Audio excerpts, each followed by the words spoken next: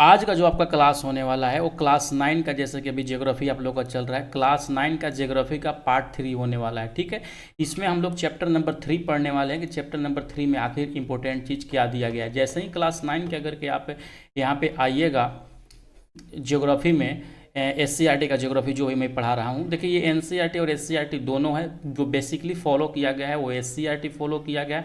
जो भी एनसीईआरटी में ज़्यादा पॉइंट दिए गए हैं इसमें ऑलरेडी ऐड है। तो यहाँ पे भारत की स्थिति जो अब विस्तार था वो पढ़ लिए थे, भौतिक स्वरूप भी हो गया था। तो आज हम पढ़ेंगे अफवाह स्वरूप। ठीक है, जो मेरा पढ़ाने का तरीका है अफवाह स्वरूप, यहाँ पे जो मैं अफवाह तंत्र आज हम पढ़ाने वाले हैं, मैं लेकर आता हूँ आपका पहले चैप्टर नंबर 3 पर। यहाँ पर देखिए अफवाह स्वरूप है, यानी कि नदी से रिवर सिस्टम के बारे में पढ़ने वाले हैं।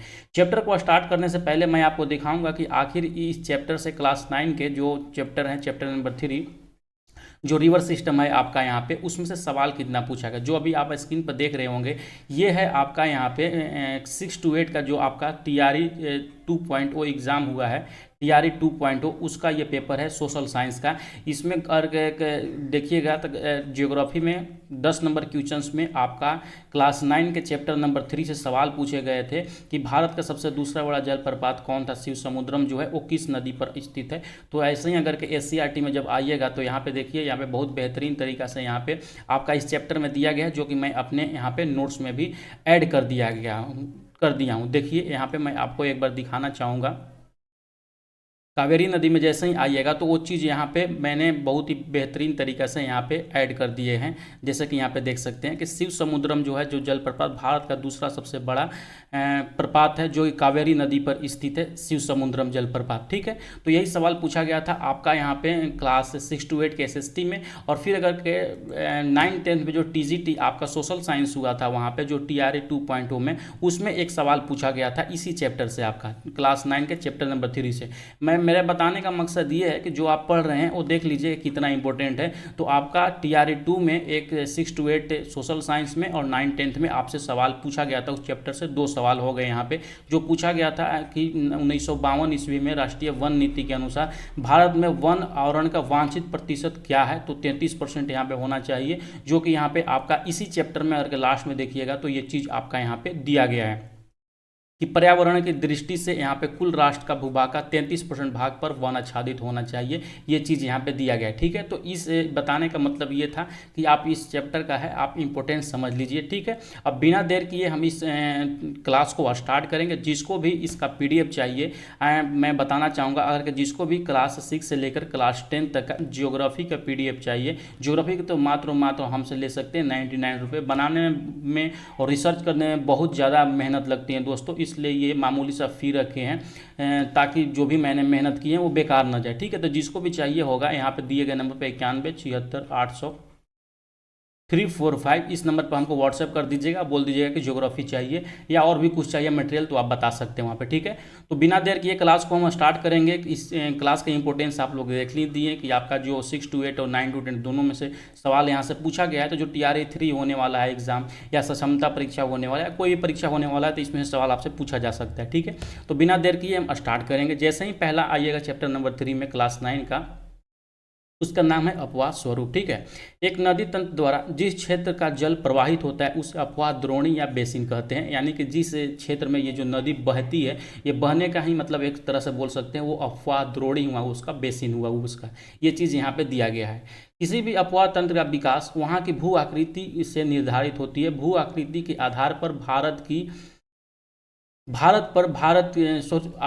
भारत में मतलब नदियों का 2 प्रकार से विभाजित किया गया है। ठीक है, जो भी नदी का निर्धारण किया जाता है वो भू आकृति के अनुसार वहाँ का जो भी तंत्र है वो निर्धारित किया जाता है। मान के चलिए कि कोई भी भूमि, मान चलिए यहाँ पे पहाड़ आ गया है, तो नदी या तो पहाड़ के काट के जाएगी या तो पहाड़ के ऐसे जाएगी। तो उसी भूमि के आधार पर भारत में जो नदी है उसका विभाजन 2 तरीका से किया गया है। एक, जैसे ही उत्तर में जाइएगा तो वो हिमालय की नदियाँ जो भी हिमालय से निकलती हैं, और अगर के दक्षिण में जाइएगा तो प्रायद्वीपीय नदियाँ जो यहाँ से निकलती हैं उसके बारे में पढ़ने को मिलता है। तो देख लेते हैं दोनों में क्या क्या इंपॉर्टेंट पॉइंट दिएगा। बिना देर किए जो भी मैं पढ़ाता हूँ टू द पॉइंट पढ़ाता हूँ, जो भी आप एग्जाम में आएगा एकदम बेहतरीन तरीके से आएगा। चैप्टर 1 और चैप्टर 2 से ऑलरेडी एनालिसिस कर दिए हैं कि आपका दोनों चैप्टर से कितने सवाल आए थे। बहुत सारा चैप्टर 1 और 2 से लगभग 6 सवाल आपका टीआरई 2 में आया हुआ था। तो जाकर देख लीजिएगा। यहाँ पे पहला आता है हिमालय की नदियाँ।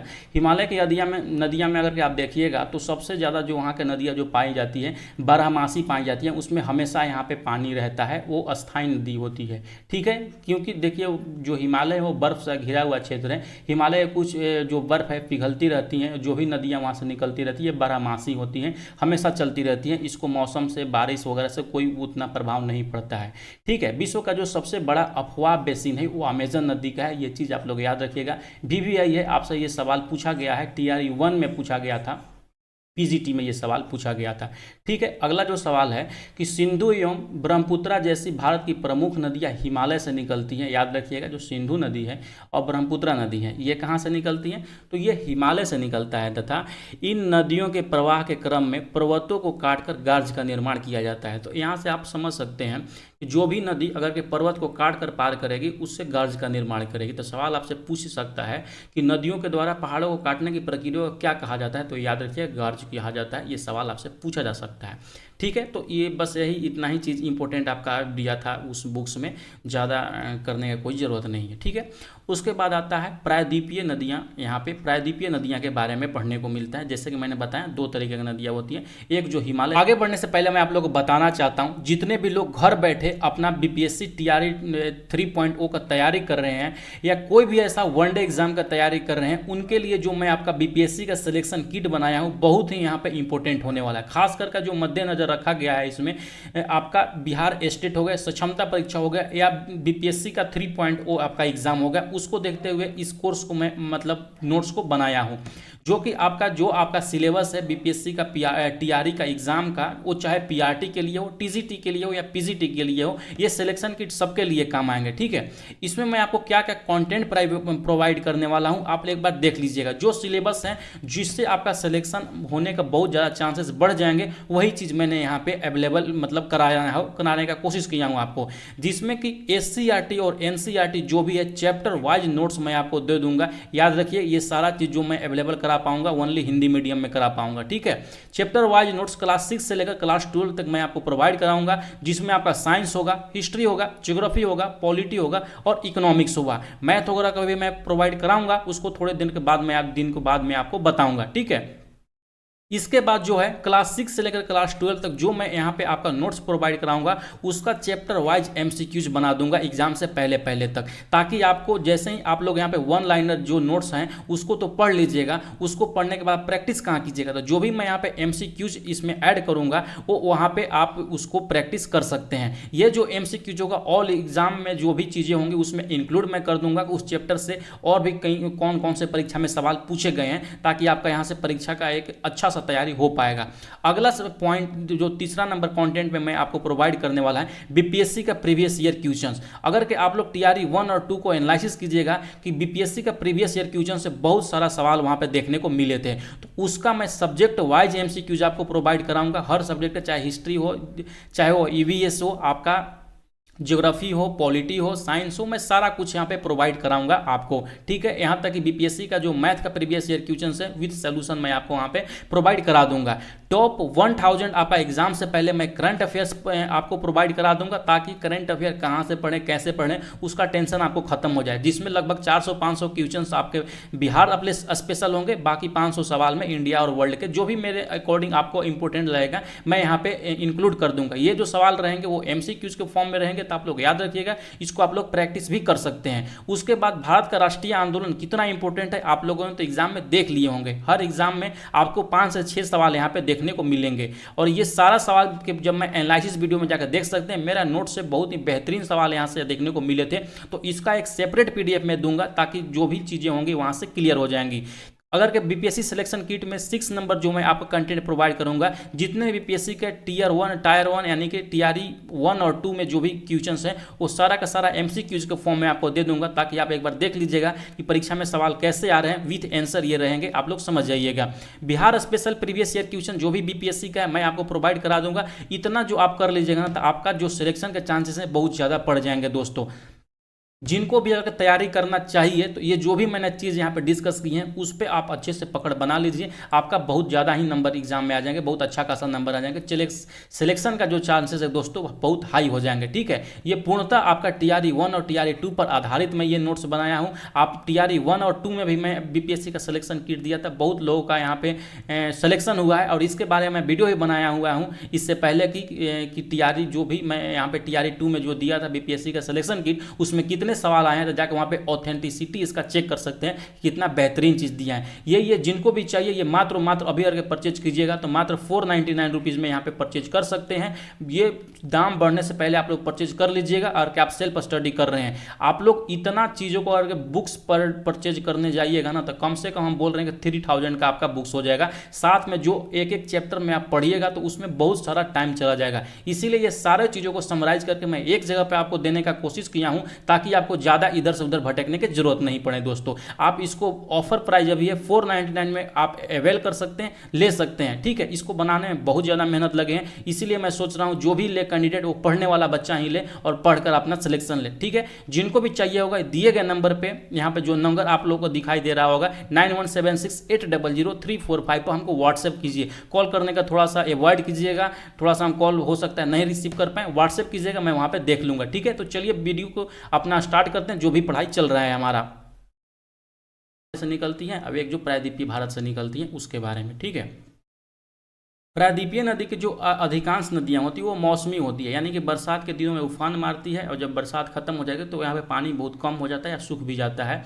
इसका जैसे कि आप देख सकते हैं जो भी यहाँ पे इसका जल का स्रोत है वो बारिश है, वर्षा का जल है। ठीक है, प्रायद्वीपीय भारत की अधिकांश नदियाँ पश्चिमी घाट से निकलकर बंगाल की खाड़ी में गिरती है, यानी कि जो भी महाराष्ट्र वाला क्षेत्र पश्चिमी घाट वेस्टर्न हो गया वहाँ से निकलती हैं और बे ऑफ बंगाल में जाकर यहाँ पे गिरती है। तो ये चीज़ आप लोग याद रखिएगा, सवाल आपसे पूछा जाएगा कि जो प्रायद्वीपीय भारत की अधिकांश नदियां कहाँ पे गिरती है, तो याद रखिएगा ये बे ऑफ बंगाल में गिरती है यहाँ पे। अगला जो पॉइंट दिया गया है कि बे ऑफ बंगाल में गिरने वाली नदियों द्वारा डेल्टा और अरब सागर में गिरने वाली नदियों के द्वारा नदी ज्वारमुख यानी कि एस्चुअरी का निर्माण होता है। ये BVI है, आप लोग याद रखिएगा। जो भी बे ऑफ बंगाल में नदियाँ यहाँ पे जो नदियाँ गिरती हैं उसको बोलते हैं यहाँ पे डेल्टा का ये निर्माण करती है। और जो भी नदी इस साइड में गिरती हैं अरब सागर में भारत के जैसे मान के यहाँ पे जो गिरती है वो नदी ज्वारमुख एस्चुअरी का निर्माण करती है और यहाँ पर जो गिरती है वो डेल्टा का निर्माण करती है। तो ये दोनों चीज़ आप लोग अच्छे से याद रखिएगा। देखिए ये सब बहुत BVI है जो मैं पढ़ा रहा हूँ, जो आप टाइम दीजिएगा कम से कम 4 घंटे 5 घंटे बुक्स पढ़ने में ना, मैं उसका जो भी मोस्ट इंपॉर्टेंट फैक्ट पॉइंट है, इंपॉर्टेंट पॉइंट है, मैं आपको समझा भी दे रहा हूँ और आपको एक बार ओवरव्यू भी मिल जाएगा कि बुक्स में क्या चीज़ दिया गया है। ठीक है, आते हैं अगला भारत की प्रमुख नदियां के बारे में कि सिंधु, गंगा, ब्रह्मपुत्र हिमालय की प्रमुख नदियां हैं और इसके अतिरिक्त भारत में कई नदियां प्रवाहित होती हैं जो प्रायद्वीपीय क्षेत्र में बहते हुए बंगाल की खाड़ी या अरब सागर में गिरती है। ठीक है, तो जो हिमालय की प्रमुख नदियां हैं जो हिमालय से निकलती हैं, सिंधु हो गए, गंगा हो गए और ब्रह्मपुत्र हो गए। नदियां अपने गाद से प्राकृतिक तटबंध निर्माण करती हैं। ये तटबंध बाढ़ क्षेत्र में मानव अधिवास के लिए सर्वाधिक उपयुक्त माना जाता है। यानी कि आपको पता होगा दोस्तों, अगर कि नदी अब बहेगी जहाँ पे, तो जब नदियाँ बहती हैं तो वहाँ पे अपने साथ में बहुत सारे गाद को भी लेकर वो मतलब प्रवाहित होती है। ठीक है, बहुत सारा गाद यानी कि जो भी उसमें ऊपर में कचरा होता है, जैसा कि अगर समुद्र के किनारे गए होंगे तो वाइट जो फेन टाइप का बना रहता है उसी को बोलते हैं यहाँ पे क्या, गाद बनते हैं। तो कभी कभी इतना ज़्यादा ये अंबार लग जाता है कि वो नदी तटबंध के रूप में काम करती है और कई एक जगह पर जाकर ये तटबंध के रूप में बन जाती है, बहुत ज़्यादा ढेर लग जाती है। तो जो भी अगर के बाढ़ वाले क्षेत्र होते हैं, जब बारिश का पानी नदी में ज़्यादा होता है तो ये इससे रुक जाती है, जिससे जो वहाँ पर अगल बगल में रहने वाले लोग होते हैं, जो अधिवास होते हैं, उनको ज़्यादा यहाँ पे परेशानी नहीं होती है। तो वही चीज़ यहाँ पे आपके बुक्स में यहाँ पे बोला जा रहा है। ठीक है, आते हैं अगला नदी के बारे में, एक एक करके नदी पढ़ लेते हैं। पहले सिंधु नदी, फिर गंगा नदी, ब्रह्मपुत्र नदी। जो सिंधु नदी है वो आपका मानसरोवर झील से निकलकर दक्षिण पश्चिम की ओर बहते हुए भारत में जम्मू कश्मीर के लद्दाख जिले में प्रवेश करती है। सबसे पहले देखिए, कोई भी नदी जब मैं पढ़ाऊंगा तो वो आपसे 2 चीज़ आप लोग जरूर निकालिएगा, वो कहाँ से निकलती है, वो कहाँ से निकलती है और कहाँ पे गिरती है। ये सवाल बहुत बार यहाँ पे पूछा जाता है कि कौन सा नदी कहाँ से निकलता है और कहाँ पे ये गिरता है। तो ये दोनों चीज़ आप लोग जरूर याद रखिएगा। अगला पॉइंट जो है कि लद्दाख में सिंधु नदी गार्ज का निर्माण करती है, जिसे गिलगिट गार्ज बोलते हैं। गार्ज में बताया कि यानी ये गिलगिट में वो क्या करता होगा, कोई पर्वत या पहाड़ी को काट कर ये पार करता होगा सिंधु नदी, उसी को वहाँ पे गिलगिट गार्ज के नाम से जाना जाता है। लद्दाख में ये चीज़ करती है सिंधु नदी के द्वारा। उसके बाद एक मिठानकोट जो कि पाकिस्तान में पड़ता है के समीप सतलुज, ब्यास, रावी, चिनाब, झेलम आदि नदियाँ सिंधु में आकर मिलती है। तो यानी कि जो सिंधु की सहायक नदियों में अगर के आप लोग देखिएगा तो आपका कौन कौन सा नदी हो जाएगा, यहाँ पे देख लीजिए, सतलज नदी, ब्यास नदी, रावी नदी, चिनाब नदी और झेलम नदी। ठीक है, बहुत बेहतरीन तरीके से समझ गए होंगे। अगला पॉइंट जो दिया गया है, यह नदी दक्षिण पश्चिम की ओर प्रवाहित होकर कराची से पूर्व मैदान का निर्माण करते हुए अरब सागर में जाके गिरती है। मैंने दो चीज़ बताया, सिंधु नदी कहाँ से निकलती है, तो मानसरोवर झील से निकलता है। यहाँ पे मानसरोवर झील से निकलता है और कहाँ पे गिरता है, तो अरब सागर में ये गिरता है। तो ये चीज़ आप लोग यहाँ पे याद रखिएगा, ये दोनों चीज़ आप लोग याद रखिएगा, सबसे ज़्यादा जरूरी यही दोनों चीज़ है। बहुत सारा एग्जाम में, कोई भी एग्जाम बैठेगा तो सवाल ज़्यादा कर यहीं से बनता है, और साथ ही साथ गिलगिट गार्ज का ये निर्माण करती है लद्दाख में। ठीक है, आते हैं अगला पॉइंट की तरफ। अगला पॉइंट जो दिया गया है, इस नदी का जो लंबाई है, यानी कि सिंधु नदी का जो लंबाई है 2900 किलोमीटर लंबाई है। यहाँ पे इस नदी का 1/3 प्रवाह क्षेत्र भारत के जम्मू कश्मीर में, हिमाचल प्रदेश में और पंजाब में, और उसका जो बाकी 2/3 क्षेत्र है वो पाकिस्तान में पड़ता है। तो सिंधु नदी कहाँ पे बहती है, तो जो मुख्यतः बहती है यहाँ पे आपका जम्मू कश्मीर में, हिमालय में, हिमाचल प्रदेश में सॉरी, और पंजाब में बहता है। बाकी क्षेत्र यहाँ पाकिस्तान में। ठीक है, तो जो भी इंपॉर्टेंट था, जैसे ही अगर यहाँ पे बुक्स आप ओपन कीजिएगा तो जो भी यहाँ पे मैंने आपको बता दिया, जो भी यहाँ पे इम्पोर्टेंट चीज़ था आपका सिंधु नदी के बारे में। ठीक है, जैसे कि यहाँ पे अगर पे ऊपर में आइएगा तो ये SCERT का आपका बुक है, तो जो भी यहाँ पे मोस्ट इंपॉर्टेंट चीज़ था मैंने आपको बता दिया। यही सारा चीज़ को मैंने एक जगह पे ऐड कर दिया है ताकि आपको ज़्यादा भटकने की ज़रूरत ना पड़े। ठीक है, आते हैं अगला पॉइंट के ऊपर। अगला जो आप नदी आइएगा, यहाँ पे गंगा नदी के बारे में पढ़ने को मिलता है। गंगा नदी का जो मुख्य धारा है वो भागीरथी की उत्पत्ति, जो इसका मुख्य धारा है गंगा नदी का, हिमालय में स्थित गंगोत्री हिमानी के गोमुख से हुआ है। तो याद रखिएगा, भागीरथी का उत्पत्ति कहाँ पे हुआ है, तो वो गोमुख से हुआ है, गंगोत्री हिमनद से हुआ है। ठीक है, अलखनंदा उत्तराखंड स्थित देवप्रयाग में भागीरथी से मिल जाती है तथा गंगा नदी के नाम से प्रवाहित होती है। गंगा नदी का स्टार्टिंग से कोई चीज़ मतलब अस्तित्व नहीं है। पहले एक नदी है भागीरथी, जो कि यहाँ पे गोमुख हिमालय से निकलती है, गंगोत्री हिमालय से। उसके बाद अलखनंदा में आकर वही भागीरथी यहाँ पे अलखनंदा से मिल जाती है उत्तराखंड के देवप्रयाग में, और वहाँ से ये दोनों की जो धारा है वो गंगा के नाम से प्रवाहित होती है। आप लोग याद रखिएगा। तो देवप्रयाग में जो दो नदियों का संगम है वो एक हो गया आपका भागीरथी और एक अलखनंदा। ये बहुत ही इंपॉर्टेंट है, देवप्रयाग भी बहुत ही ज़्यादा होली प्लेस है, ये आपको पता होगा। अगला जो आता है कि इस नदी की जो लंबाई है 2525 किलोमीटर है, जो देश के अंतर्गत किस किस राज्य में, उत्तराखंड में, उत्तर प्रदेश में, बिहार में, पश्चिम बंगाल के राज्यों के होती हुई फरक्का होते हुए बंगाल में प्रवेश करती है। ठीक है, यही जो गंगा नदी है फरक्का होते हुए बांग्लादेश में प्रवेश करती है, वहाँ पे इसको पद्मा के नाम से जाना जाता है। ये आपका जो पद्मा मैंने बताया, ये पद्मा आपका VVI है। पद्मा नदी जो है ये VVI है, क्योंकि जब भी बांग्लादेश में जब गंगा नदी यहाँ पे इंटर करती है तो गंगा नदी को वहाँ पे पद्मा के नाम से जाना जाता है। तो ये चीज़ आप लोग यहाँ पे याद रखिएगा, बहुत ही इंपॉर्टेंट चीज़ है। ठीक है, आते हैं अगला पॉइंट की तरफ। अगला पॉइंट जो इसमें अगर चैप्टर में देखिएगा, अगला पॉइंट जो दिया गया है आपका कि हिमालय की अनेक नदियाँ जो हो गया यमुना, घाघरा, गंडक, कोसी आदि अपने जल को गंगा में उत्सर्जित करती है। यानी कि गंगा की सहायक नदी में हो गया आपका यमुना हो गया, घाघरा हो गया और गंडक हो गया, कोसी नदी हो गया। ठीक है, फरक्का के समीप गंगा नदी दो भागों में बढ़ती है। फरक्का जो है बीच में पड़ता है, तो यहाँ पे दो भागों में गंगा नदी को डिवाइड होता है। पहला भाग जो है वो हुगली गंगा की वितरिका के रूप में डेल्टा से होते हुए बंगाल की खाड़ी में जाकर गिरती है, और दूसरी भाग के मुख्य धारा के रूप में बांग्लादेश में यहाँ पे प्रवेश करती है, जहाँ ब्रह्मपुत्र नदी इसमें आकर मिल जाती है। यानी कि यहाँ पे अगर के फरक्का में जाइएगा तो यहाँ पे दो भागों में बढ़ता है। ठीक है, दो भागों में से एक जो है वो डेल्टा के रूप में बंगाल की खाड़ी में जाकर गिर जाता है, और दूसरा बांग्लादेश में इंटर करते हुए वहाँ पे जाके यहाँ पे ब्रह्मपुत्र नदी से मिलता है। इस संगम को मेघना के नाम से बोलते हैं। यानी कि बांग्लादेश में जहाँ पे गंगा और ब्रह्मपुत्र मिलते हैं उस संगम को मेघना बोलते हैं, यानी कि मेघना नाम से बोला जाता है। ये चीज़ याद रखिएगा, बहुत बहुत इंपॉर्टेंट चीज़ है। ये पद्मा हो गया, मेघना हो गया, जमुना हो गया, ये सब बहुत बार सवाल पूछा गया है।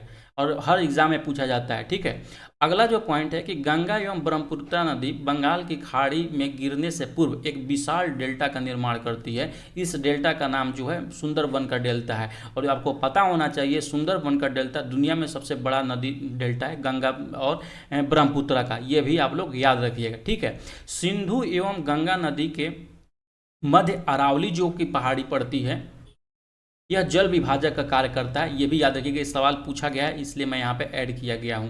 ठीक है, सिंधु और गंगा नदी के बीच में जल विभाजक का काम कौन करता है, तो अरावली की उच्च भूमि यानी कि अरावली की पहाड़ी यहाँ पे करता है। ये चीज़ आप लोग याद रखिएगा। ठीक है, अगला पॉइंट आता है आपका ब्रह्मपुत्र नदी। इसमें देखते हैं क्या कुछ आपका इस चैप्टर में इंपॉर्टेंट पॉइंट दिया गया है।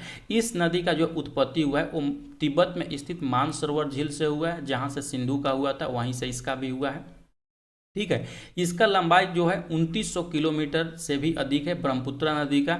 यह उत्तर में हिमालय के समानांतर प्रवाहित होकर नामचा बरवा स्थित शिखर के समीप में यू आकार का मोड़ बनाकर अरुणाचल प्रदेश में गाज के माध्यम से प्रवेश करता है। वहाँ पे इसको स्थानीय भाषा में दिवांग के नाम से जाना जाता है। ब्रह्मपुत्र जो नदी है मानसरोवर झील से निकलती है। इसका जो लंबाई दिया गया है 2900 लंबाई है। ठीक है, और ये यू आकार का अपना यहाँ पे आकार बनाती है नामचा बरवा के समीप में अरुणाचल प्रदेश में। और अरुणाचल प्रदेश में जो होती है वो गार्ज के माध्यम से यानी कि पहाड़ी को काटते हुए प्रवेश करती है। वहाँ पर इसको दिवांग के नाम से जाना जाता है। मित्रों ये बहुत इंपॉर्टेंट है, आपसे ये याद रखिएगा। ठीक है, और देखिए यहाँ पे जो भी पॉइंट दिया गया है कि ब्रह्मपुत्र नदी को तिब्बत में सांगपो नदी और बांग्लादेश में जमुना के नाम से जाना जाता है। ठीक है, तो यहाँ पे दो चीज़ आप लोग को देखने को मिला कि जो ब्रह्मपुत्र नदी है तिब्बत में सांगपो नदी के नाम से जाना जाता है और बांग्लादेश में ये जमुना के नाम से जाना जाता है। ठीक है, तो एक एक पॉइंट अच्छे से दिमाग में बैठा लीजिएगा, ये सब VVI है। ठीक है, इसके बाद देख लेते हैं कि यमुना नदी के बारे में आपका क्या पढ़ने को मिलता है, बुक्स में क्या दिया गया है। यह नदी ग्रेटर हिमालय के यमुनोत्री हिमालय से निकलकर 1375 किलोमीटर की दूरी तय करते हुए प्रयाग के निकट गंगा में मिल जाती है। जैसा कि मैंने ऊपर में बताया कि जो गंगा का सहायक नदी है उसमें से सबसे इंपॉर्टेंट है आपका यमुना नदी। तो यमुना नदी यहाँ पे यमुनोत्री से निकलता है, यहाँ पे ग्रेटर हिमालय से जो हिमालय का सबसे ऊपरी भाग है, और जो हिमालय से निकलकर यहाँ पे 1375 किलोमीटर दूर देवप्रयाग में जहाँ पे गंगा में मिलती है ये यमुना नदी। ठीक है, इसकी जो प्रमुख सहायक नदियाँ हैं वो चंबल नदी है, बेतवा है, केन नदी है। ठीक है, ये इसका VVI इंपॉर्टेंट पॉइंट है जो कि यहाँ पे इसका सहायक नदी है यमुना का। अगला आता है घाघरा नदी। यह नदी जो ट्रांस हिमालय है, हिमालय का क्षेत्र जो है उससे करनाली स्थित चुंगो हिमनद से निकलता है। सबसे इंपॉर्टेंट यही है चुंगो हिमनद। घाघरा नदी कहाँ से निकलता है, तो चुंगो हिमनद से ट्रांस हिमालय से निकलता है। पर्वतीय क्षेत्र में करनाली एवं मैदानी क्षेत्र में घाघरा के नाम से जाना जाती है। तो कभी कभी पूछ देगा कि घाघरा नदी का पर्वतीय क्षेत्र में क्या नाम है या किस नाम से पुकारा जाता है, तो वहाँ पे आपको मारना होगा करनाली नदी के नाम से ये जाना जाता है। ठीक है, अगला पॉइंट आता है गंडक नदी। यह नदी महान हिमालय से निकलकर नेपाल होते हुए बिहार के चंपारण में प्रवेश करती है और इस नदी के परिवहन मार्ग में तीव्र परिवर्तन और अवसाद से अत्यधिक निक्षेपण से वहाँ बाढ़ की आशंका बने रहती है। तो बिहार में जो है दो नदी के कारण बहुत ज़्यादा बाढ़ आती है। पहला है गंडक नदी हो गया, दूसरा यहाँ पे देखिएगा तो कोसी नदी हो गया। तो कोसी के बारे में पढ़ लेते हैं, गंडक उतना इंपॉर्टेंट नहीं है। जो कोसी नदी है वो ग्रेटर हिमालय के गोसाईनाथ से निकलते हुए जो कि नेपाल में स्थित होते हुए बिहार के सुपौल जिला में प्रवेश करता है। तो कोसी नदी कहाँ से निकलती है, गोसाईनाथ से निकलती है। ठीक है, जो कि ग्रेटर हिमालय का भाग है। इसका जो उद्गम स्थल के समीप कोसी की जो मुख्य धारा है वो अरुण के नाम से जाना जाता है। तो कोसी नदी का एक अन्य नाम आप लोग याद रखिएगा अरुण नदी, यहाँ पे जो कि यहाँ पे मुख्य धारा जब निकलता है उद्गम स्थल से तो वहाँ पे इसको अरुण के नाम से जाना जाता है। उसके बाद गंगा द्वारा लाई गई नवीन जरोड़ से निर्मित बाढ़ मैदान टाल के नाम से यहाँ पे जाना जाता है। गंगा नदी जो नवीन जरोड़ मिट्टी यहाँ पे लाती है बाढ़ मैदान में उसको यहाँ पे टाल के नाम से जाना जाता है। ये चीज़ भी आप लोग याद रखें जो कि VVI है। अन्य धाराओं को समाहित कर कुर्सेला के निकट गंगा में जाकर यह मिल जाता है। इस नदी की लंबाई जो है 230 किलोमीटर है आपका कोसी नदी का लंबाई। ठीक है, बिहार राज्य को कोसी नदी को बाढ़ आने से अपार क्षति होती है। इसके कारण इसको बिहार का यहाँ पे शोक कहा जाता है। याद रखिएगा, इस सवाल पूछा जाता है बिहार का शोक कौन सा है, कोसी नदी। बंगाल का शोक कौन सा है, दामोदर नदी। ये बहुत बार सवाल पूछा जाता है। ठीक है, अगला आता है आपका नर्मदा नदी के बारे में। नर्मदा नदी मध्य प्रदेश के अमरकंटक से के निकट जो है मैकाल की पहाड़ी से निकलने वाली नर्मदा नदी पश्चिम की ओर भ्रंश घाटी में बहती है। सबसे पहले ये कहाँ से निकलता है? अमरकंटक के निकट मैकाल की पहाड़ी से निकलता है ये आपका नर्मदा नदी, ठीक है। और जबलपुर के निकट में भेर घाट में संगमरमर के शैल खंडों में यह नदी गहरे गार्ज बनाती है, गार्ज का निर्माण करती है। यहाँ धुआंधार जलप्रपात का निर्माण करती है। ये सवाल जो बोल रहा हूँ मैं अभी, धुआंधार जलप्रपात, धुआंधार जलप्रपात इतने बार सवाल पूछा जा चुका है विभिन्न एग्जामों में कि धुआंधार जलप्रपात किस राज्य में है, किस नदी पर पड़ता है, तो आप क्या ही कहें। तो याद रखिएगा धुआंधार जो जलप्रपात है वो नर्मदा नदी पर है, इसको कपिल धारा ही बोलते हैं, ये मध्य प्रदेश में पड़ता है, ठीक है। अगला आता है आपके इस प्रायद्वीपीय यह प्रायद्वीपीय नदी के दूसरा सबसे लंबी नदी है आपका यहाँ पे नर्मदा नदी, ठीक है। प्रायद्वीपीय भारत की सबसे लंबी नदी गोदावरी नदी है और दूसरा सबसे लंबी नदी जो है वो नर्मदा नदी है। इसका लंबाई जो है 1312 मीटर है, जो कि मध्य प्रदेश एवं गुजरात में बहता है। जो कि कई पूछ देता है कि नर्मदा नदी का विस्तार किन किन राज्यों में है, तो मुख्यतः जो यही दोनों राज्यों में है, जो कि आपका यहाँ पर अगर के बुक्स में देखिएगा तो बुक्स में नर्मदा नदी के बारे में ये चीज़ आपको बहुत बेहतरीन तरीका से यहाँ पे दिया गया है, ठीक है। चलते हैं अगला पॉइंट की तरफ में, जैसे कि मैं यहाँ पे साथ ही साथ आपके बुक्स भी दिखाते चल रहा हूँ कि क्या क्या चीज़ यहाँ पे इंपॉर्टेंट चीज़ दिया गया है। जैसे कि यहाँ पे देख लीजिए दिया गया है यह दूसरी सबसे यहाँ पे लंबी नदी है, ठीक। चलते हैं अगला पॉइंट की तरफ में, जो कि आपका बुक्स में दिया गया वो है तापी नदी, ठीक है। तापी नदी के बारे में देख लेते हैं क्या कुछ है कि तापी नदी मध्य प्रदेश के बैतूल जिला में स्थित सतपुड़ा की पहाड़ी से निकलता है तापी नदी, और उसमें नदी जो है खंभात की खाड़ी में जाकर गिरती है। खंभात की खाड़ी गुजरात के बगल में है, यहाँ पे जाकर गिरता है, ठीक है। सूरत के निकट यह पूर्णा इसकी एकमात्र नदी है, पूर्णा इसका सहायक नदी है, याद रखिएगा। कौन सा नदी? पूर्णा नदी।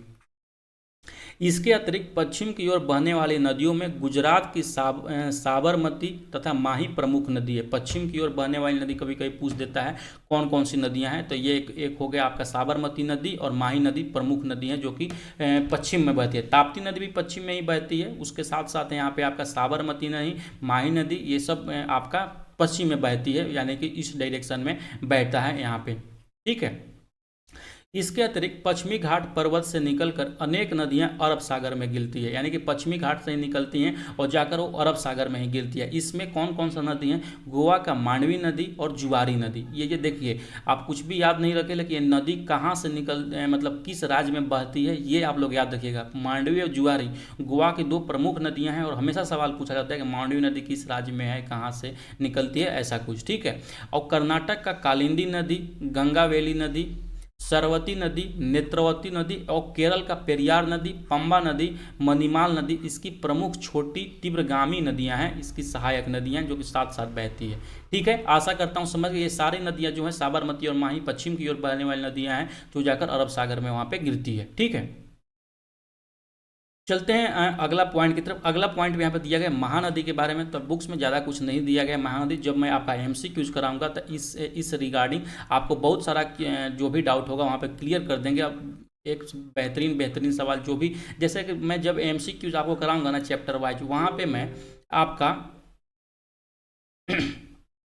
आपका हर टॉपिक से जो भी एग्जाम में सवाल पूछे गए वो सारा का सारा मैं वहाँ पे एमसीक्यू कराते चलूँगा। तो एक बार आपका वन लाइनर जैसे मैं अभी पढ़ा रहा हूँ समरी के तौर पे आप ख़त्म कर लीजिएगा ना, तो हर एक चीज़ आपका मेमोरी में हो जाएगा। और जैसे ही आप फिर एमसीक्यूज लगाना स्टार्ट करेंगे ना, तो आपका तैयारी जो सातवां आसमान पर चला जाएगा, आपको छूने वाला कोई नहीं होगा, क्योंकि हर जो चीज़ होंगी आपके जबान पर होंगी। इसीलिए मैं ये ज़्यादा अभी प्रीफर कर रहा हूँ। अभी बहुत सारा टाइम है, पहले आप इस तरीका से समरी पढ़ लीजिए कि आखिर पॉइंट चीज़ वहाँ पर दिया क्या गया है, कैसे दिया गया, उसके बाद सेट लगाते रहिए ना, क्या दिक्कत है। बहुत लोग क्या कर रहे हैं, अभी सही सेट मारने में, अभी मारने में सेट में कोई फायदा नहीं है। एग्जाम से 2 महीने सेट मारना केवल हम स्टार्ट करवाएंगे आपको, फिर देखिएगा कहाँ कितना मार्क्स आपका आएगा, ठीक है।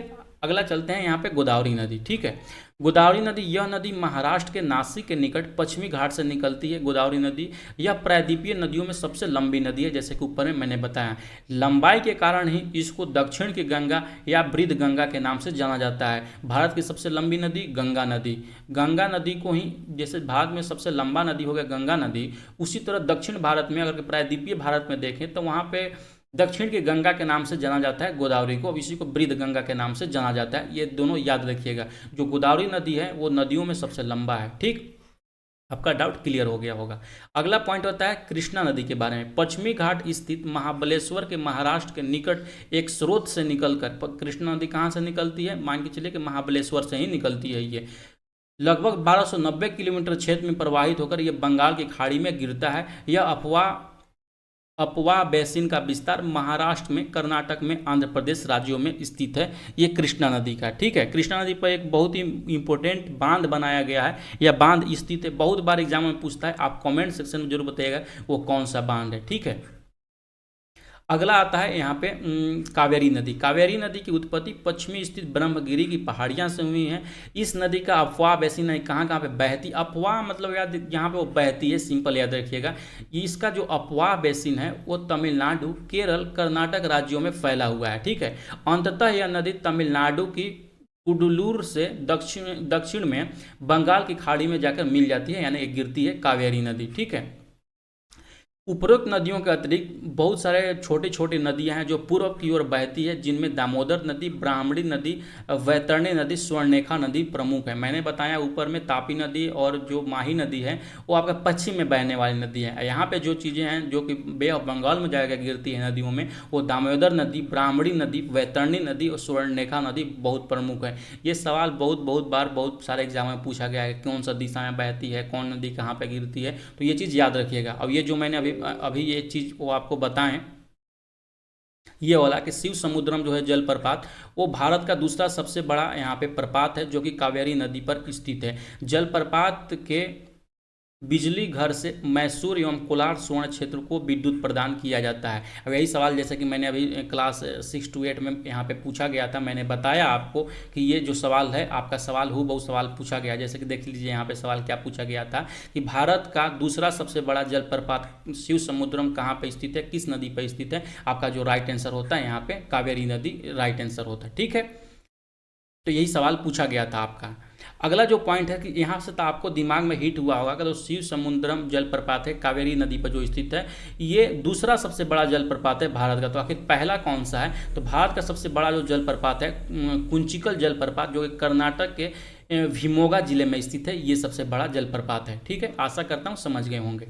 अगला है यहाँ पे जलाशय झील के बारे में कि कौन सा झील कहाँ पे है, तो कश्मीर में डल झील और बुलर झील स्थित है। नैनीताल जो झील है और यहाँ पे कांवर झील जो स्थित है यहाँ पे बेगूसराय में स्थित है। तो ये चीज़ आप लोग याद रखिएगा। और बेतिया में सरैमान, दरभंगा में लक्ष्मी सागर झील यहाँ पे ये स्थित है, जो कि महत्वपूर्ण होता है।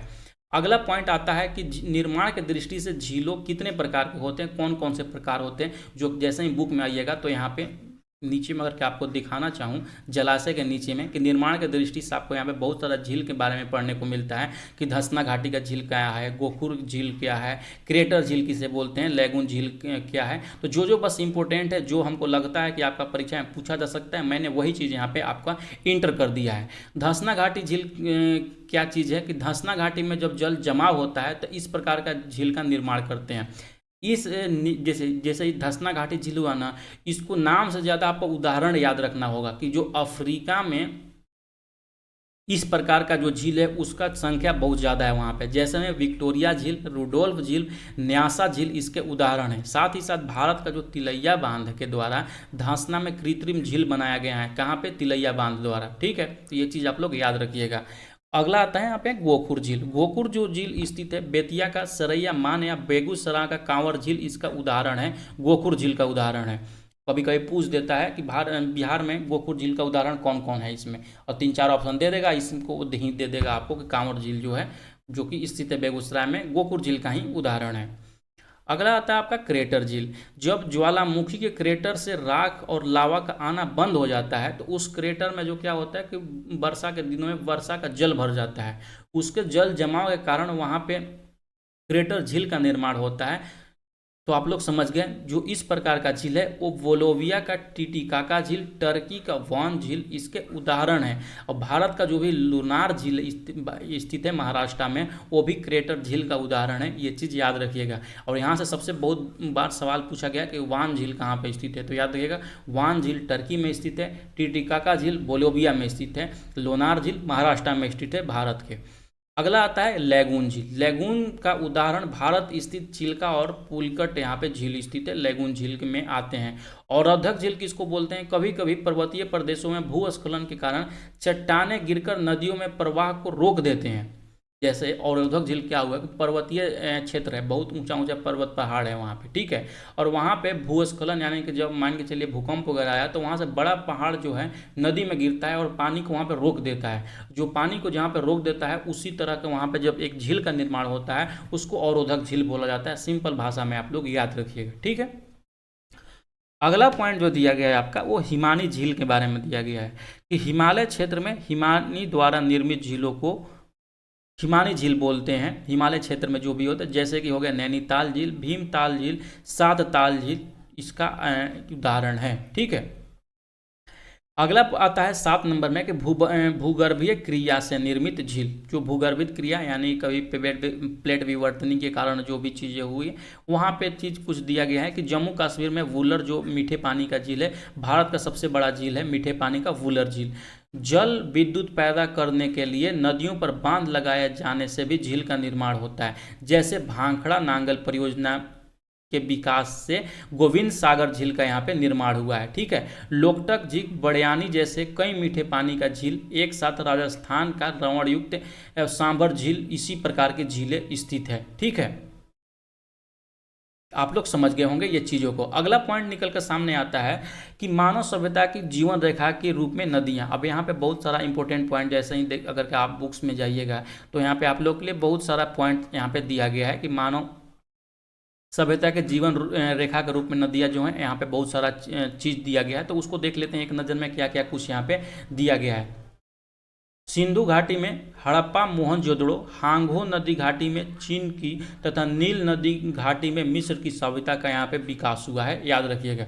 मिस्र की सभ्यता का विकास किस नदी के तट पे हुआ है? नील नदी के तट पे। चीन का विकास हांगो नदी के तट पे और सिंधु नदी के तट पे हड़प्पा और मोहनजोदड़ो का विकास हुआ है। ये सवाल पूछा जाता है आपसे, इसीलिए मैं ये पढ़ा रहा हूँ।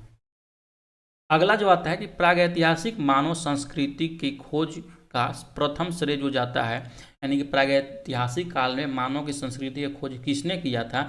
तो फ्रांस के थे वाचर द परथेस, इन्होंने खोज किया था। इन्होंने विभिन्न प्रमाणों के अध्ययन के पश्चात पेरिस के सीन नदी को सभ्यता का उद्भव का केंद्र बताया था, जो कि यहाँ पे बहुत ही वीवीआई हो जाता है ये वाला कि सबसे पहले मानव सभ्यता का उद्भव का केंद्र किस नदी के तट पर बताया जाता है? पेरिस के सीन नदी के तट पर ये चीज़ बताता है। ये चीज़ आप लोग याद रखिएगा, ठीक है। आते हैं अगला पॉइंट के पर। अगला पॉइंट यहाँ पे जो दिया गया है, डॉक्टर मित्रा ने मानव उत्पत्ति का केंद्र शिवालिक के दक्षिण हिमानी के पिघलने से निर्मित नदी घाटी को बताया है। आपसे सवाल डायरेक्ट यही पूछ लेगा कि किसका यह मत था कि मानव के जो उत्पत्ति का केंद्र है शिवालिक के दक्षिण हिमानी से हुआ है। तो डॉक्टर मित्रा जी ने ये चीज़ बोला था, जो कि आपका SCERT NCERT बुक्स में ये चीज़ दिया गया है, ठीक है।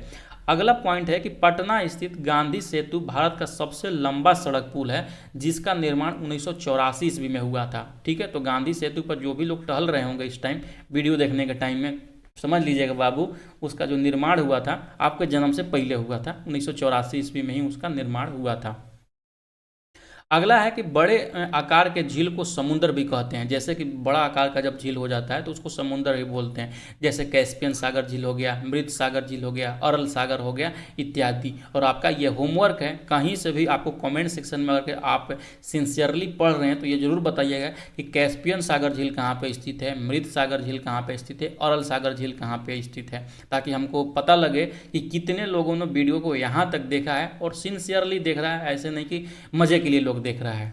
अगला पॉइंट है कि पर्यावरणीय दृष्टि से किसी भी राष्ट्र के कुल भूभाग पर 33% भाग पर वनाच्छादित होना चाहिए। यानी कि एक आदर्श पर्यावरण के लिए, अच्छा इन्वायरमेंट के लिए किसी भी देश का जो भी क्षेत्रफल हो उसका 33% में वहाँ पर वन होना चाहिए। अब ये सवाल बहुत बार बहुत परीक्षाओं में पूछा जा चुका है, यही सवाल आपका यहाँ पर भी पूछा गया था कि 1952 में जो राष्ट्रीय वन नीति के अनुसार भारत में वन आवरण का वांछित प्रतिशत क्या है, यानी कि वांछित जो प्रतिशत है क्या होना चाहिए, यानी कि 33%, ठीक है।